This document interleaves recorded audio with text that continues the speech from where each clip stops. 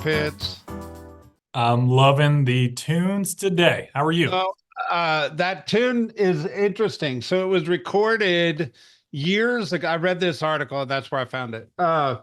It was recorded years ago by Billy Joel as a B-side, and something happened, like the younger generation found this song, and now it's the most streamed song by Billy Joel that Wow. the millennials found, but he recorded it like 20, 30 years ago as a B-side. It's called Awesome. Vienna.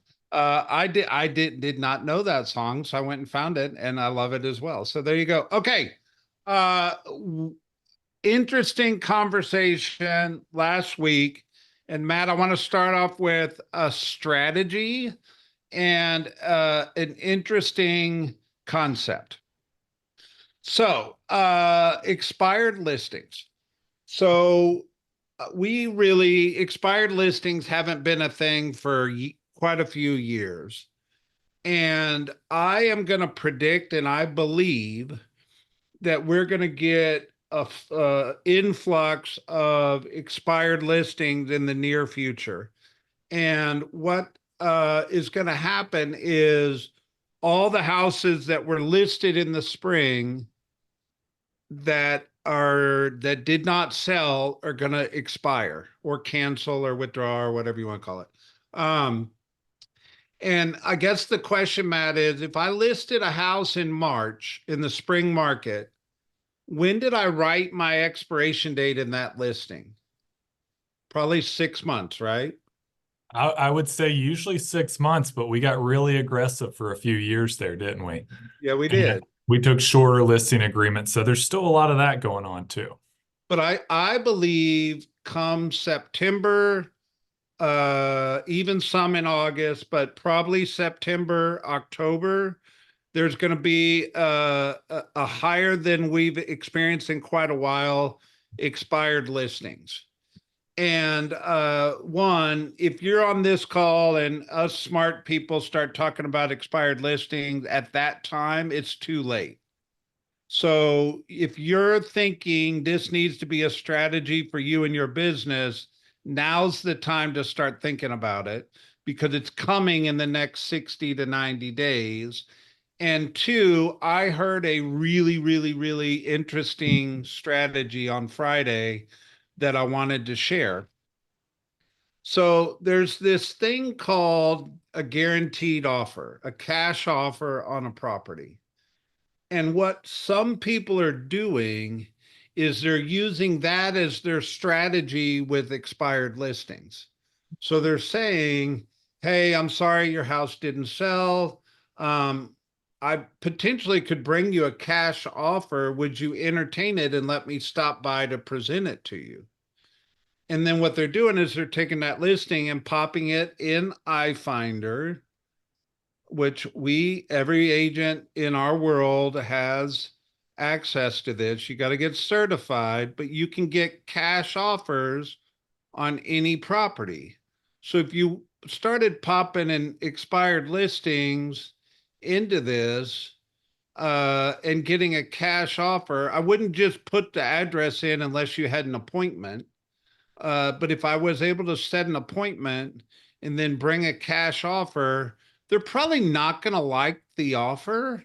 But now you're in the door and can pitch a retail listing. What do you think of this strategy? I don't think we've ever used cash offers in the past as an expired listing strategy, but I think it'd be a really strong strategy. I agree. I believe that, Brett, the only thing that should change in a market that is a little bit different is the MOFR you offer. Yeah. And this is, you're coming up on a period of time where people are frustrated that their home didn't sell, and the cash offer could definitely entice you to get in the door. Now, we know that 9 out of 10 of those are going to turn into regular listings, not take the cash offer. Yet we're just looking for an opening to get in and have a value-based conversation. I love the idea. I think MOFRs are always a good idea, but Well, you think, especially in this. yeah, you think back to like what was the age old for sale by owner strategy? Hey, I have a buyer that was looking in your neighborhood. Can I stop by and preview your home to see if it's, and then you get inside and then you talk to them about listing their house, right? Megan, iFinder does a lot of crazy things. I do believe they do land. I'm not sure. Um, I don't know the answer to that question. I saw your question in the chat. But anyway, I thought, Matt, we're moving into a market, and one of the strategies of being a professional in real estate is preparing yourself for the next market. And the next market's usually 90 days out. And I believe there's going to be an expired market in the next market. And it's going to be all the spring properties that did not sell. Whether they listed in March, and 6 month would be March, April, May, June, July, August, or they listed in April or May. I still believe there's people doing 90-day listings. There was probably somebody that listed in as soon as school was out in May with a 90-day listing that might pop at the end of August. Um, I just think professional, get ready for the next market. That's probably the next market. What do you think? I agree. I mean, 2010 to 15, we loved expires, right? Maybe even into 16. And the greatest thing about expireds, one thing we know about them is they're willing to list with a real estate professional. So that's a step above the majority of opportunities you have. Yeah. Patrick Walters asks, what's going to drive this influx of expires in your mind, Brett? Yeah. So, our days on market's still low at like 14, but you remember when we talk stats, that's usually an average. And when we talk averages, that means half are below and half are above. Yep. And I still believe great properties that are priced right, staged correctly, marketed appropriately are gonna sell, but that's not 100% of the properties right now. That's only about half the properties. The other half are sitting on the market. And if you've talked to any listing agents recently, they're scratching their head right now going, man, I hadn't had a showing in a few days, or my house has been sitting on the market. I'm having to have different conversations with sellers. And honestly, that's probably more of a normal real estate market, although we haven't seen it in a long time. Um, it's new, and expired listings historically have been around 25 to 35% of the inventory, and that's not new. That's not normal right now. But I do believe everything always shifts and balances back to normal. And if you Yeah. ever go through a business planning clinic with us and we talk about the percentage of listings that fail, we usually quote about 25 to 30%. And Yeah. we'll be there again in the next market, which you should be preparing for now. Yeah, and I know we're going to talk about it a little bit today, but to your point and Patrick's question, this year, the last few months, and it is declining now, but the amount of new listings that came on the market were pre-pandemic levels, Oh, right? So 100%. you take 25, 30% of that, you take pricing issues, you take inventory, election year, whatever it is. I agree with you, Brett, kind of the perfect storm for a back to normal expired opportunity. And a lot of people have gotten out of hunting them. So that's why we're here, right? Yeah. Well, our job is to get you prepared for the market that's coming. And that's why we study the past to prepare for today and what's coming, right? All right. Fulton County, 1,237 new active supply of listings. And just to the context of what we're talking about, you can imagine those are probably not all going to sell.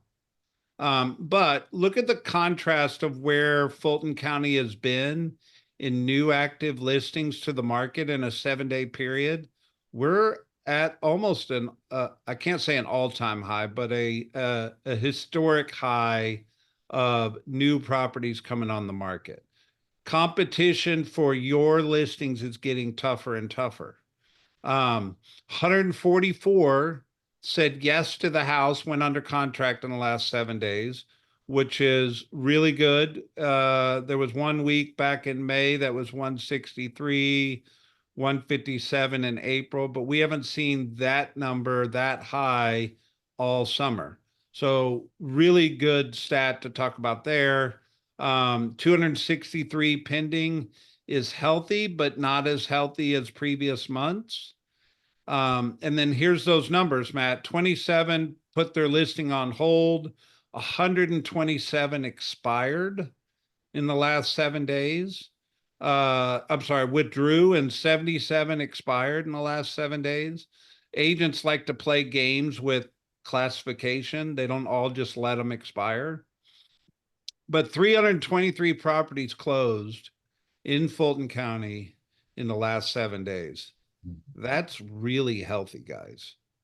I feel optimistic with those numbers. If I hit DeKalb, 670 new active supply of inventory, much higher than it's been. So what's the trend here? We're seeing lots of new listings coming on the market. Way more than we've seen in the past, which is going to create inventory problems, but hopefully the buyer demand will backfill and offset some of that, right?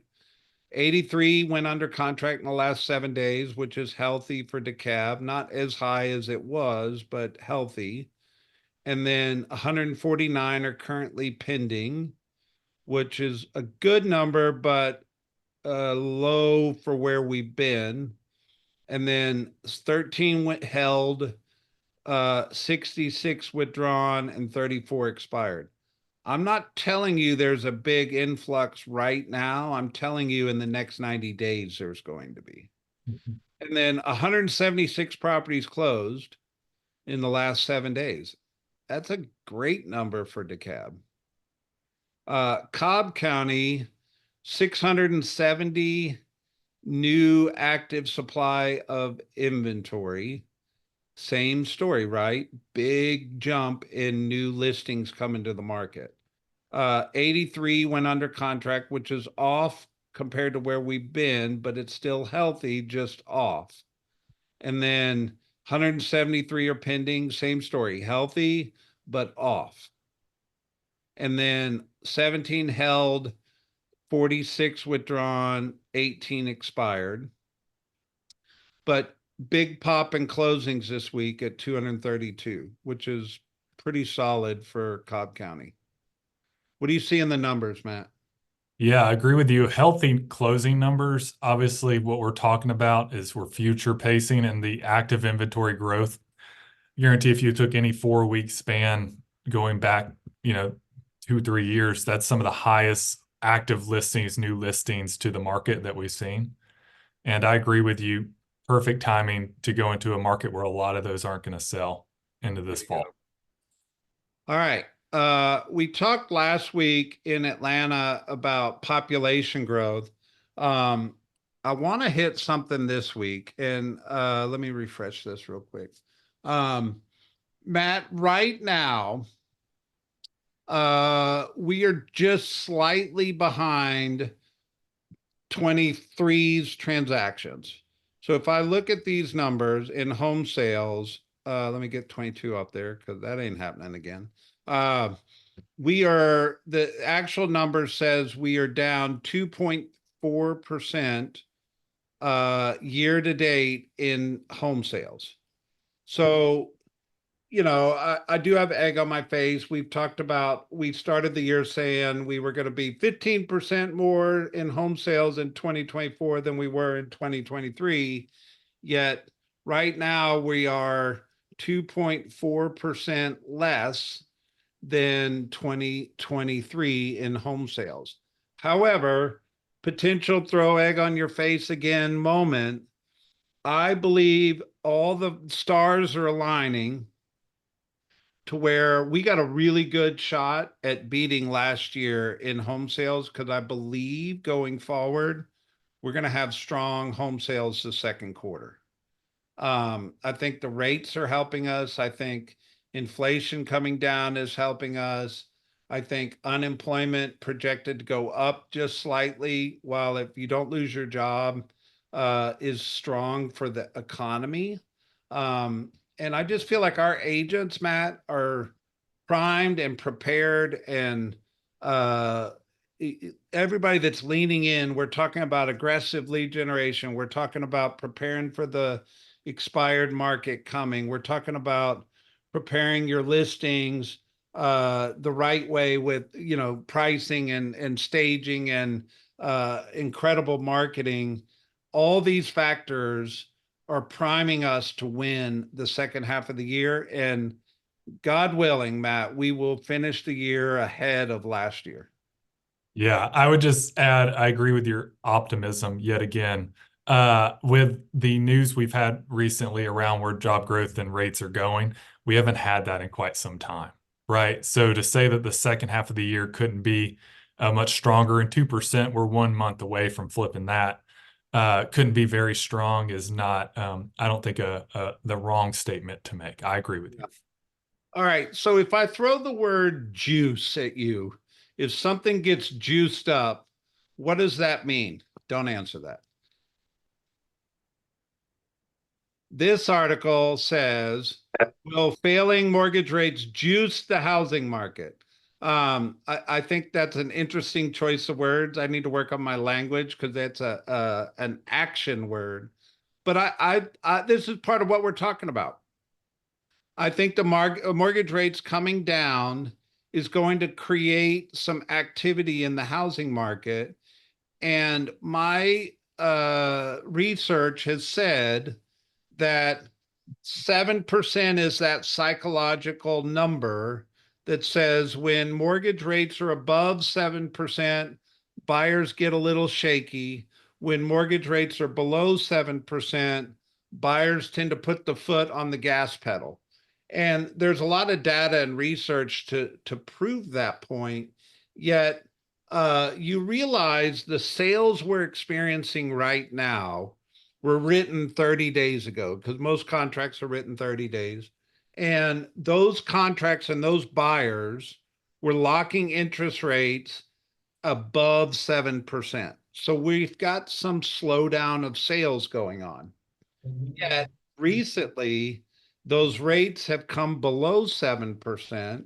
And I believe it's going to push some influx of people into buying decisions. And historically, we're going to see more sales now that the rates have fallen below 7%. And just to show you the rates today, um, right now we've got 6.82% on the 30-year fix just on the Mortgage News Daily. Matt, it wasn't a few weeks ago, I was pulling this slide up and it was saying 7.2, 7.1. There were a couple weeks it would show 6.98 and we'd get all excited, and then it would go to 7.02. And there's psychology in the consumer behavior. And I promise you, there's some psychology when that number is below 7 is a good thing for buyer demand. Yeah, I love the word juice. So, what I would just add on, Brett, I agree with you 100%. I also think that we're just like consumers too, right? We start seeing rates going in a positive direction for us. We feel more confident in where things are going as well. So we're no different than the consumer. So that's how the consumer's thinking. And I think that, if we're planning on a better second half of the year, it's a big factor is exactly what we're experiencing now, which are rate decreases, optimism, hope, and people still have to move for whatever reason it is, but you will get more people over the hump when they see rates declining versus inclining. There you go. I've got a pop quiz for you. So they put this product on here. I've not seen this product on this sheet before. It's a 7.6 SOFR arm. What does that mean? Yeah, you're going to tell us, or someone's going to jump on. Pop quiz. I had to look it up. Actually, Luke looked it up for me. It stands for Secured Overnight Financing Rate. So it's a fixed 7-year rate, and then it adjusts after year 7. So obviously, we used to be talking about 3 2 arms or 5 2 arms or all those different adjustable rate mortgages. Um, this tends to be the hot product in the mortgage space, is what they put in this block. Mm. Um, so 6 3/4 interest rate fixed for 7 years. I find it interesting that it's seven because historically, most homeowners, when they did the research, would stay in their home 5 years or less. And if you notice in the research recently, most people are staying in their homes longer. And what's the number of years they're quoting? I'm going to say 6 to 7 or 10. Seven. It's seven right now, right? So interesting to pay attention to. The other comment on mortgages, Matt, is the NAR economist, Lawrence Young, who I've met. He's a sharp guy. He predicts 6% mortgage rates long term. I think it will take a while for us to get close to six. I do believe 6.5 is probably more realistic going into 2025. Yet, if you pull out the chart that shows mortgage rates over time, 6% seems to be the balance between the banking industry feeling good about their investments and the consumer feeling good about paying. And I think that we're going to probably settle in around a 6% mortgage environment long term, not short term, but long term. And I agree with his comment. And what should we hear in this, Matt, is we're never probably going to see 3% interest again for probably our sales career.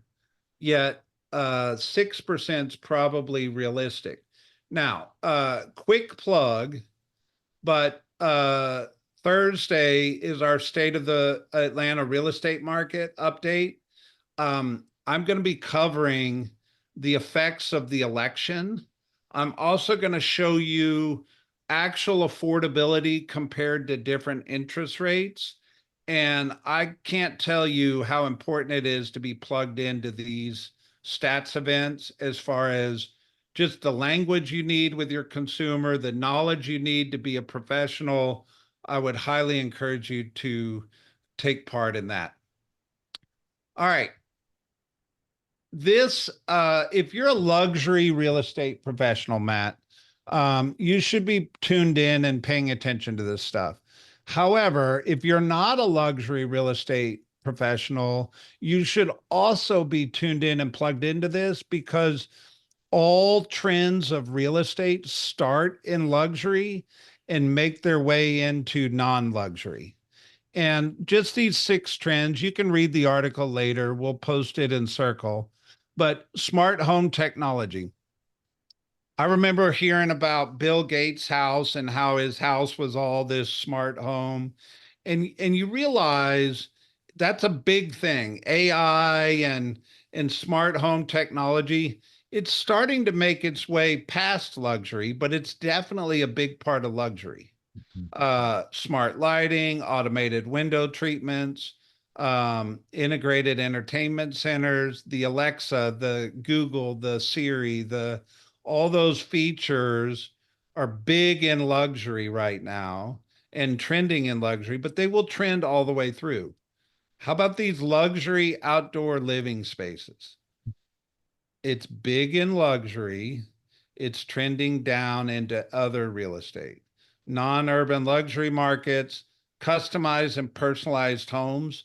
Matt, for how long have we always said white walls and neutral colors is such a big deal for real estate? Long time. Yep. Long time, but luxury is looking for more custom finishes these days, and it will make its way into non-luxury real estate at some point in time. If you study trends, it's not just colors, but it's design walls with craft woodwork to all kinds of things, and then wellness focused amenities. I've got a friend, actually, Matt, yeah, we have the same friend who he's designing his backyard to almost be like a spa. Mhm. He bought a sauna, he bought a cold plunge, he bought a hot tub, and he's trying to create this wellness focused amenities to his house. And you're going to start to see that more in real estate, right? And then balanced privacy with community living. They want the community focus, but they also want their privacy. Um, just things to pay attention to. You can read the article. Couple other things. New home listings fall month over month for the first time this year.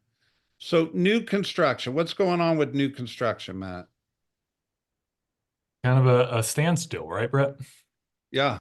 And this specifically just talks about new listed homes dropped in June compared to May.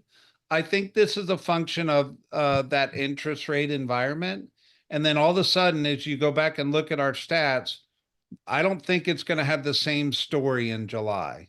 I think we're going to have more new listings in July than we did in June. However, in terms of new construction, I do believe the builders got stalled out a little bit with the interest rate environment and inventory on the ground. So I think that they're not putting a foot on the brakes, but they pulled their foot off the gas pedal a little bit. And they may reinvigorate with the market when the market drops on the interest rate environment. We'll see, right? But as far as residential retail, it's increasing right now. Um, However, I'm sorry, residential resale, but I do believe new construction has slowed just slightly. We'll have more of that on Thursday as well. And we've talked about this. Come on, population growth. Why is that so important? Population growth obviously creates demand, creates need for housing, creates buying, creates appreciation, all the things. It means job growth is good. It means wages are good. It means Yeah. there's environment for growth within the city or wherever the community that's growing. So all those things lead to positive financial factors too. So Growth, by and large, creates vibrancy, and people want to be where it's vibrant. So they want new restaurants, something to talk about. They want new neighbors, new communities. People want to live where things are growing. Um, the counter to that, I could use Detroit, Michigan as a counter to that for a while because the city of Detroit had some challenges with the auto industry and the city started declining for a number of years. That almost creates a feeling of depressed. And when things are depressed, what happens to wealth? What happens to prices? What happens to all that? So, as long as we're in a major metropolitan area that is vibrant and growing, all that creates wealth, creates price appreciation, creates opportunity, new restaurants, new businesses, new jobs. It population is not just people, it's everything that comes with population. that's right. This is exciting to see because the article talks about it, but 30 years there's been some sort of decline. And for the last two, the investments in the city have really turned that around where it's not just an urban sprawl anymore. People are coming back. Yeah. Um, Amy posted that Jan had predicted 5% rates in 2023. You're absolutely right. The funny part of this article, which I didn't show, uh, is they went back and showed all his forecasts over the last 2 years and where he was wrong. The prediction and the reality, the prediction, the reality. So, yes, economics is a predictor. It's just like I said, I had egg on my face saying we were going to be 15% up in 2024. Um, Yet, you're predicting the future and things happen. Mhm. But we're coming out of a market or a US economic environment that was not very stable, and it was moving a lot. But I do believe we're moving into a US economic market that has more stability going forward, which is going to allow for predictions to be a little more take it to the bank, if you will. Yep. Matt, I'll give you the last word. No, awesome. I think we go back to the expired. That was kind of the big conversation for today, and we're looking for opportunity for you guys. So, brush up on your expired dialogue and do it in a TCPA compliant way. We should have said that at the beginning. It's There you recorded. go. Have a good one.